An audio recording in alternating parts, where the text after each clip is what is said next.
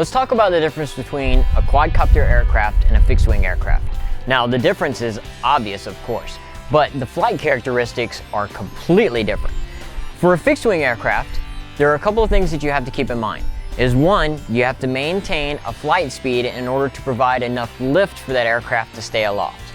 Now, that's done in two different ways. One is you rely on the motor to provide enough propulsion to push you forward. Two, you rely on that propulsion pushing forward to provide enough lift to keep that aircraft aloft. Now, with a helicopter or a quadcopter, it's completely different. With a quadcopter, what you're relying on is the movement of the blades in order to keep that aircraft aloft. Now, unlike a fixed-wing aircraft, as to where you're scooting along, you can kill the engine and remain aloft due to the glide slope. With a quadcopter, it's completely different, because you are 100% reliant on these motors and these propellers to provide you the lift that you need to stay aloft at all times.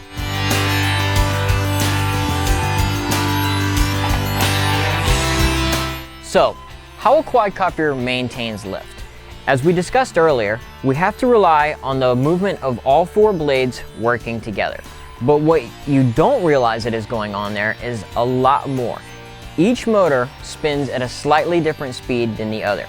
So if you're flying and you get a gust of wind that knocks you this way, this motor will kick in and eliminate that lean and bring your quadcopter back to a level position. This is done through the gyros and sensors that are located inside of the flight control board located on the inside of most quadcopters. Now, the DJI Phantom has the same exact components as the smaller quadcopters do. The only difference is that the body houses these components so you don't see them. You don't see the flight controller that is on the inside. You don't see the ESCs that are inside. ESCs is something else that we need to discuss. An ESC is what's referred to as an electronic speed controller. What this does is this dictates the speed of each rotation of the motor. So again, as I said, if the wind blows us this way, the electronic speed controller is told by the flight controller that this motor needs to increase speed, which will eliminate the drift there and fix the quadcopter's flight, maintaining a correct flight, stable and level flight for your quadcopter at all times. Now, not all flight controllers have this ability. This is called the flight stabilization ability. Now, some quadcopters operate on what's known as full manual mode. Full manual mode means that you have control over this quadcopter at all times. There is no flight controller in there that is going to provide the stability that you need. So if you get knocked over this way by the wind, it is up to you 100% to self-adjust and make that correction, because if you don't, then you could possibly end up like this. That is not what we want. We want to always maintain a safe and level flight at all times.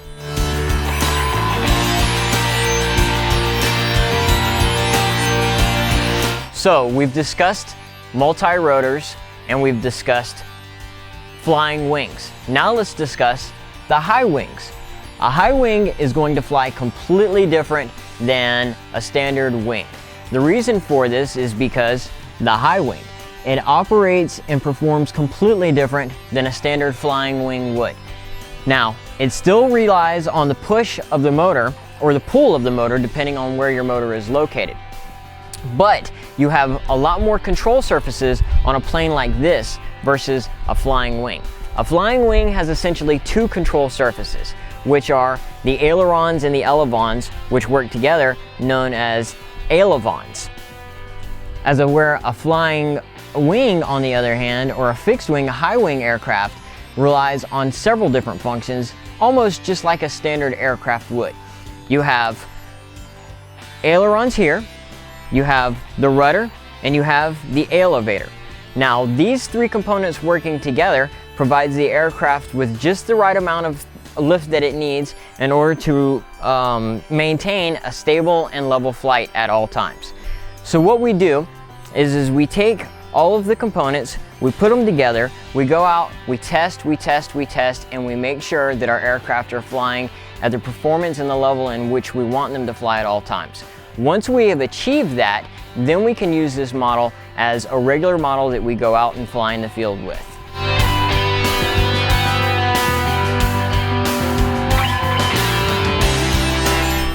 Now we're going to talk a little bit about transmitters and the options in which you have there.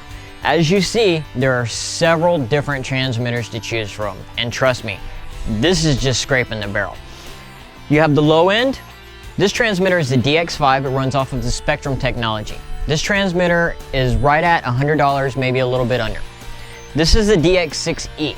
The DX6 is obviously a computerized transmitter versus a non-computerized transmitter. What you get out of the difference between the two is that this transmitter allows you to store up to 20 models, as to where this transmitter doesn't allow you to store any models. This transmitter is digital, so you have the option of going in and digitally setting your trims. This transmitter, you do not have that option. Now, if we skip ahead from the middle line to the higher end, the Tyrannus. The Tyrannus is one of the most sought after transmitters today on the market. They're almost impossible to find, they're so sought after. Why are they so sought after? Is because this transmitter has up to a 64 channel capability. Now, if you were to find another transmitter along those lines on the market, that transmitter would run you anywhere between $4,000 and $6,000 because we pay per channel. This is a DX5. The DX5 operates off of 5 channels. Again, the Tyrannus has up to 64 channels. There is a massive channel separation there. Not only is there a massive amount of channel separations, but there is a massive amount of function separation. Non-computerized transmitters versus a computerized transmitter is almost black and white. A computerized transmitter will let you go in and digitally enhance and change almost every single setting within that transmitter. From the way that the controls move to the way that each switch operates. If you want to switch to reverse, left and right versus up and down, you can set that in these transmitters. This transmitter, you can only change the direction. So you can change up and down to down and up.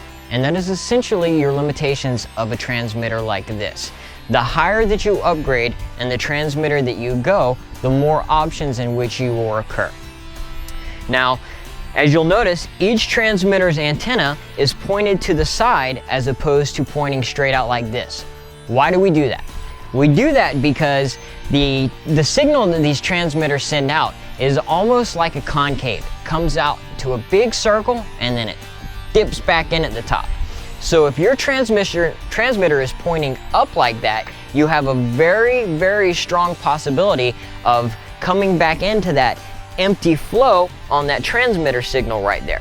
So if it's turned to the side like that, you don't have that option. You're picking up on those big round edges on which that signal is coming up there, and that empty gap is coming in right here where we don't need it.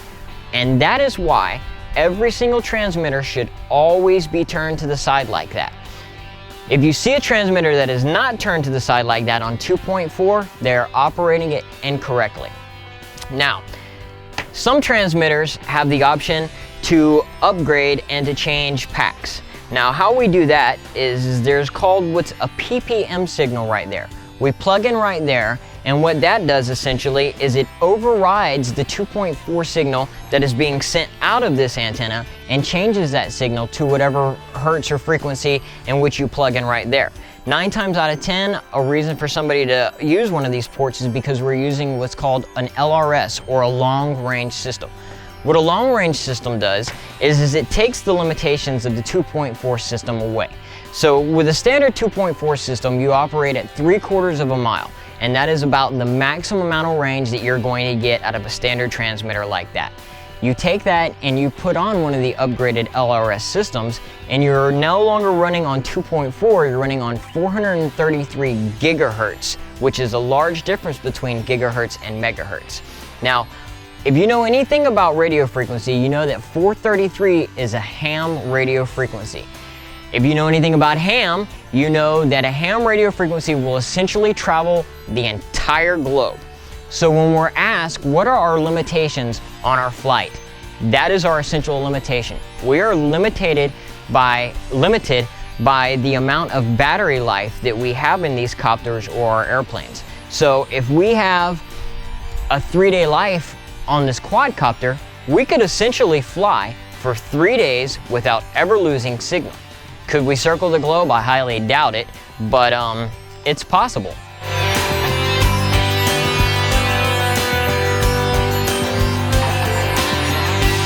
Let's talk a little bit about long-range systems. Now, as I mentioned earlier, this is a Dragon Link. Dragon Link operates off of 433 as opposed to 2.4. Now, the 2.4 and the 433, there is a massive separation. 433 offers us the ability to essentially circumference the globe, as to where 2.4 only gives us about 3/4 of a mile range.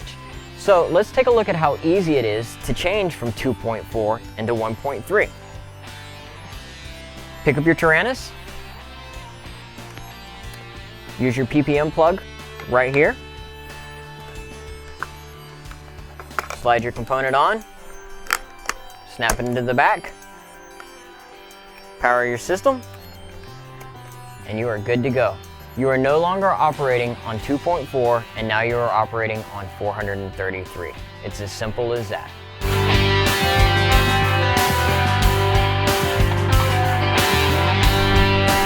What's required to fly?